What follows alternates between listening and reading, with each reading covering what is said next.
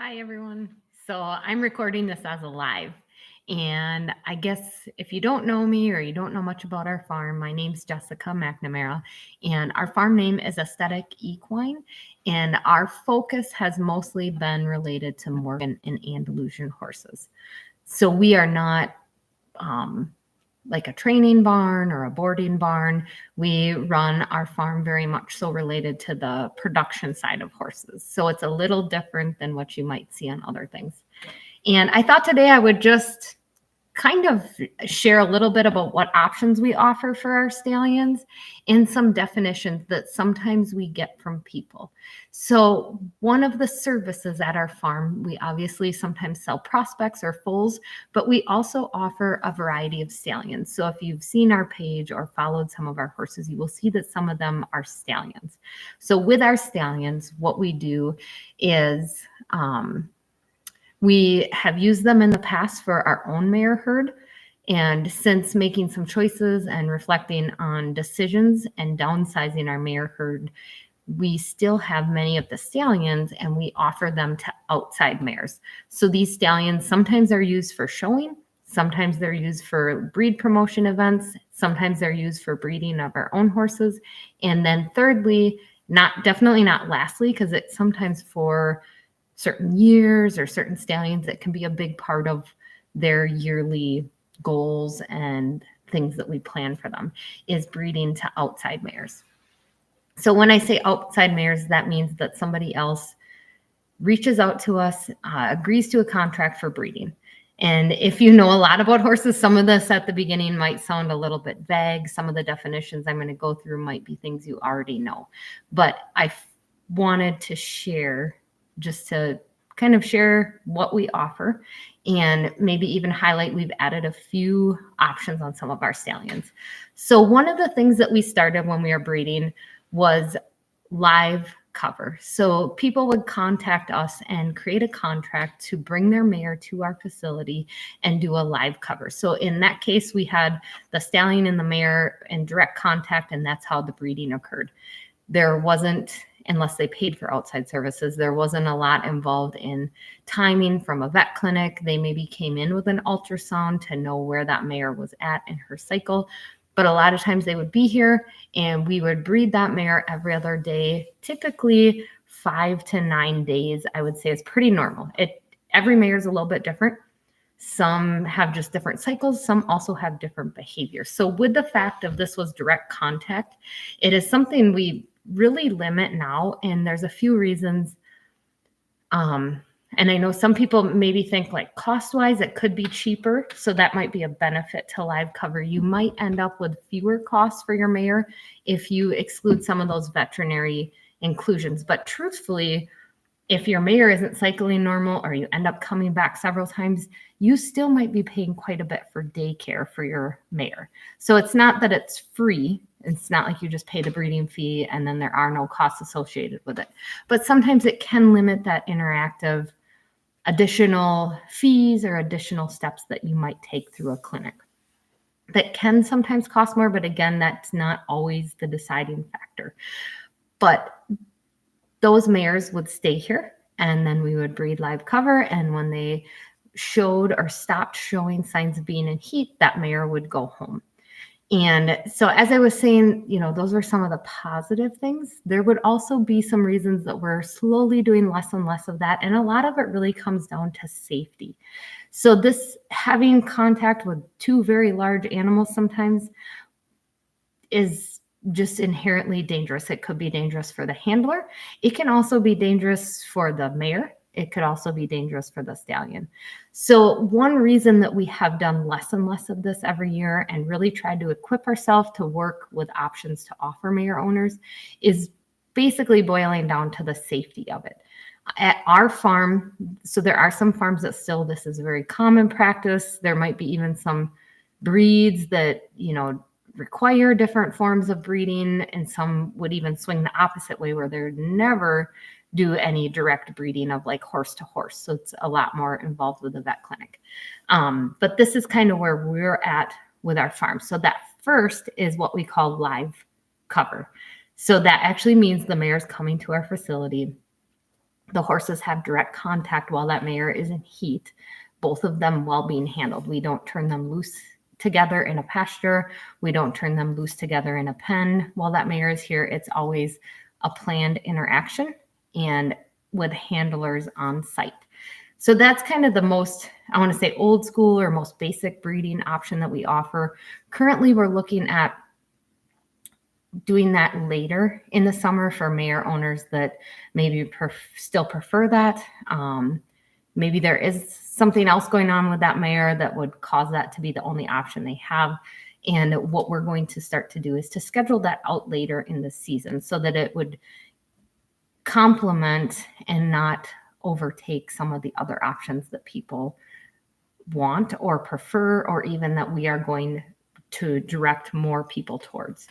And so these options are going to be two basic ones, and I clump them both under artificial insemination or AI.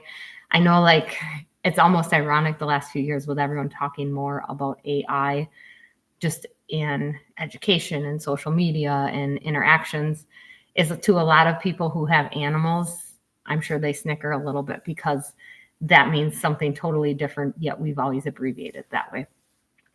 And so there's two different ways right now that we offer AI. And that would be, the first one is fresh cooled semen. So this would be something where we're still timing that mare.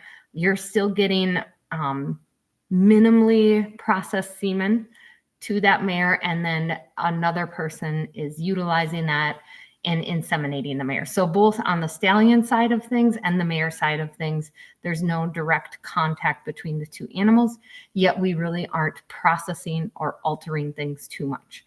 And what happens in this case is typically a mare owner is going to reach out 24 hours in advance, meaning the day before they would need the stallion collected. And this gets to be a little bit complicated. If they're at our clinic, we can have a little more lenience of timing, because as long as I can get the stallion there and get a slot for that stallion to be collected, the mare is on site and can be bred. So they still might cool some of that semen to use for the following day or sometimes a second day if needed, but there's not the factor of shipping. So when we start telling clients who want to do AI, if they aren't familiar with it, we always try to be really forward about that, and that notice is really important. One, because the clinics do fill up. So stallion slots each day are not unlimited. There just aren't a lot of clinics that offer breeding. So like a day's collection for stallions, everyone takes so much time, and eventually they will run out of time. And then on top of it, you can also run out of time for making the cutoff for mailing that semen. So in many cases when we're doing AI, not only are we collecting at the facility of the vet clinic, they're processing it, but then we also have to get it in the mail, which is almost always going to be an overnight service, and it will arrive the following day. So that 24-hour notice is really like a 48-hour notice is the way I think of it. But most clinics are well equipped to do this if they understand the equine cycles.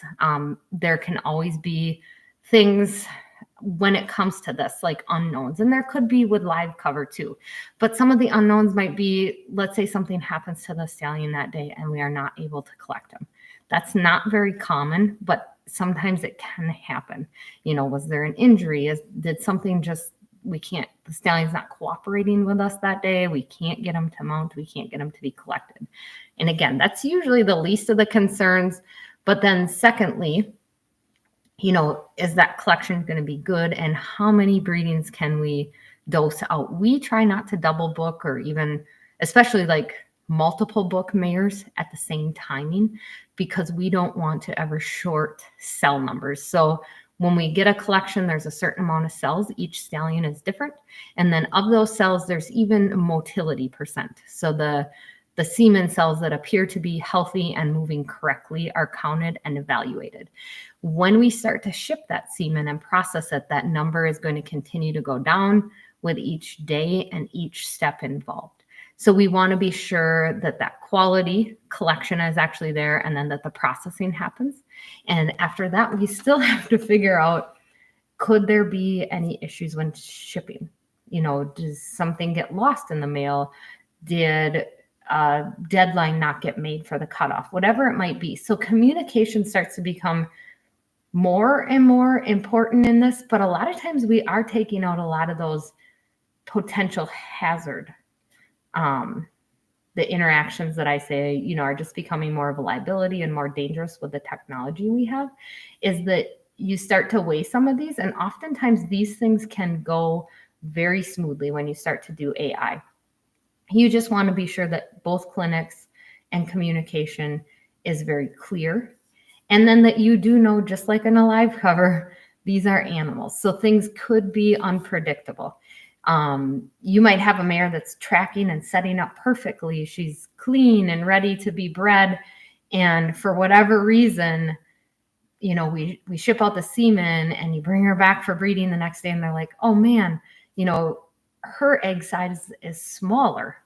She already ovulated. We missed her. Or we've had mares that kind of stall out. So even though their ovary size, which usually is used to know when they're going to ovulate and when they're going to be bred, we've had also mares that just kind of stall out. And all of a sudden now we've sent a shipment. They've used it 2 days and it's time to get another shipment. Is that mare going to hold on for that much longer? There's a lot of decisions that can be put into this, but usually having a good veterinary team can guide you through that in the case that you run into like a worst case scenario. So that was what we called fresh cooled semen. Or when we start talking about AI, it's the most common process that we have used to date. And most of our stallions are trained and available to be bred this way, typically from April all the way through June. So 2 of the reasons that we kind of do that is because here in Wisconsin, you get too much earlier than that and people just aren't operating yet. And even the vet clinics aren't, as well as most people that we would be shipping to have some sort of seasonal climates that they're making their decisions on. So they aren't usually looking to breed their mare in January for a December foal. Like that's not usually something people plan for most parts of the United States. So those are a few factors as to why I always say when we're doing AI, we're typically April through June, and June gets to be the cutoff is because that's the availability of our local breeding clinic. So sometimes we can reach out to other clinics. We are working really hard to get set up here at our house where we could expand that season. But right now, those are kind of the reasons why we have, just a chunk of time that we offer AI for our stallions. The last one, which is probably, I don't want to say it's always the most intense for the mare owner because the cost might just go up a little bit when it comes to timing of that mare cycle. But it's really can be very similar to the fresh cooled semen on the mare side of things. It's, again, we are not having live interactions between the horses. So a lot of times we have the semen frozen. So we've already done that in advance. It's usually not going to be a situation where we collect and freeze that semen and then just send it. This is something that allows us to work and collect that stallion in the off season. We've had 1 or 2 stallions that for maybe a split season, we've known we want to show. So we want to avoid any breeding type behaviors or any kind of flare-ups in those. And so we've just opted to say, we're only going to collect them in the off season, and then we're going to focus in on the show ring, and we're only going to offer frozen semen. Some of the other options or reasons that this might really become a push is if we have an aged stallion. So we know that either physically, most of our guys are pretty healthy, but when you start to get older, there can start to be physical limitations, such as maybe just an overall arthritis or soreness, because it is hard work and different muscles that these guys aren't always using. So we've seen some of our older horses just get a little less preferable to be collected on a regular basis because we've just seen them maybe get sore or have to do some more extra maintenance on them. The other thing that can happen with these aged stallions is there can be seasons where we go into they had a total drop off in the mobile sperm. Like they are no longer producing at a successful rate that would be worth shipping or even trying to breed a mare with. We have not had like a full on collection where we have no cells, but we have seen like some of our older boys will go from 75% motility, and then they start to all of a sudden taper down where they're hitting 60s, which is okay if we're breeding right on site, and it's probably still fine for live cover. But when that comes time to say collect, process, and ship, all of a sudden the mare owner, the first day, we might be pushing down into 50, 40%. And then if they have to use the second dose, the second day, it's just going to drop again. So sometimes it gets to be that age and just the overall motility of those cells starts to go down with the old horses. And those are some of the times where the frozen options become more likely. The other reason we've seen a lot of people go this direction is it allows mares to plan in advance, buy those doses in advance, ship those doses in advance right to their clinic. So it can be like just a really great method, especially if the mare's clinic is set up to manage frozen semen and then also to manage that mare, because timing of frozen semen has to be much closer to ovulation. Even then, like when we send the fresh cooled, the timing of that can just be like day by day. So we break it down where it gets to almost be hour by hour with the frozen semen, and they are trying to time that ovulation very close before they use that semen. So those are kind of the three things. And I know I kind of rambled probably with some details, some reasoning behind it, but I guess I just like to always share what we're doing on our farm, what we offer. And because I do sometimes get people that they're not doing this as a business, they just have a mare or a dream of a certain type of cross, and this is not something they typically do. So knowing those three options, so you have your live cover, you have your artificial insemination, which we're going to categorize into fresh cooled semen, and then the frozen semen. And those are basically the things that we offer here.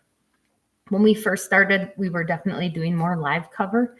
And as we've grown, and I feel like even as technology has changed, we've really encouraged people to get away from that when that's possible.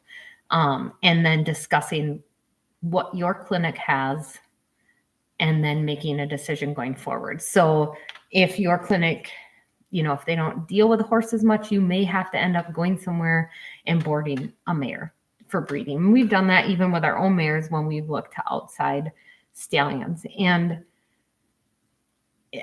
sometimes that can be intimidating, but most clinics have either packages that they can price for you. So I always encourage people, just explore it, actually write it all down and see, because not that we ever want it to happen, but a live cover can go from thinking you're saving money to we've had mares here that just all of a sudden don't cycle, or because of the distance, we've done a short-term boarding. So they breed, we wait for them to hit the day where our clinic says they can come out and check that mare. They would come out and check that mare for the client. And then if that mare is not bred, they're stuck here for another cycle. So boarding a horse on a day-by-day fee can add up pretty quick in that sense. So it's not always the cheapest. And to be honest, in a worst case scenario, your mare ending up with an injury can also not be cheap. And like I said, we really are very careful. If we're unsure of a mare, we won't do live cover if they're giving any negative behaviors. And I would say the same with our stallions. If they're, doing any negative, like kicking or aggressive behaviors, we will not do a live cover. So I just kind of keep that in mind, and also keep in mind many clinics now are offering options, and some of them might be more reasonable than you think. So when it comes to that other option, and then I also say, weigh out timing. If you have a great facility, frozen semen can be, a really great success rate, especially if your mare doesn't have any issues. But anyways, there can be like a whole connection of things. And I forget, we were at Madison one year, and this always just kind of stuck out in my head, is when it comes to breeding and success rates, oftentimes every factor doesn't just add like a little decrease in the success, it almost has like a multiplying effect. So keep that in mind. Your mare's health, your mare's nutrition, the stallion semen quality, the timing of the breeding. Do both clinics understand what they're doing on both sides so that you're getting a quality semen product as well as having your mare truly prepped? So some of those things really can make a difference, even when it comes to nutrition. That can be an important factor. And many times it can be a really great experience, but just also do your research. So even though this is one thing we've done as a business, we like to be honest with people and be sure they're setting themselves up for the greatest success. So anyways, hopefully you enjoyed this. If you know nothing about breeding, hopefully you learned a little bit of terminology. And I guess if you do know more about breeding and you follow any of our stallions, now you know some of the options that we have. And if you go to our website, which is aestheticequine.com, you'll see we try to list the offerings for each stallion. So we try to denote, are they offered live cover? Do they have any frozen semen? Do they, only ship? But you can get that on our website.